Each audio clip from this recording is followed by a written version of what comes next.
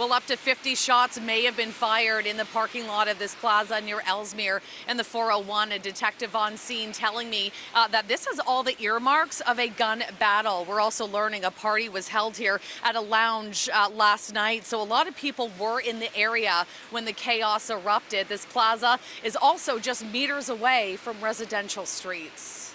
It was crazy, like back and forth, like for a complete 5 seconds solid. That's what it sounded like, a war zone.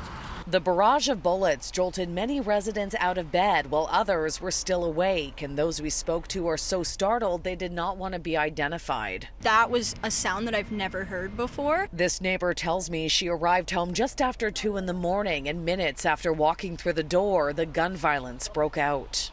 Probably about 10 gunshots, which it didn't even register in my head, if I'm being honest.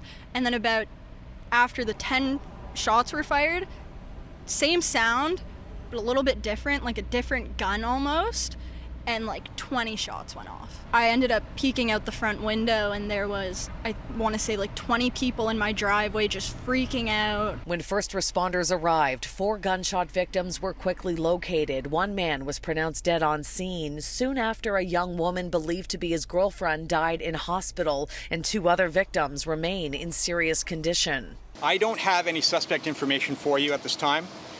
We are appealing to the public for assistance. A couple of hours after the shooting, loved ones of the male murder victim showed up to the plaza, and they were clearly distraught. The father spoke to City News off camera, telling us his 22-year-old son, Braden McCann, is the one who died on scene, and that they just spent the weekend away at a cottage to celebrate his birthday. We understand that incidents like this, where people are shot, people are killed, creates a significant concern for members of the community.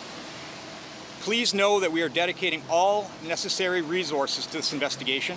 As investigators figure out what sparked the gunfight, police say 1 gun was recovered from the parking lot and that multiple firearms were used, but can't say if any of the victims are among the shooters or were targeted. It's still very early in the investigation. We still need to determine the roles of everyone involved.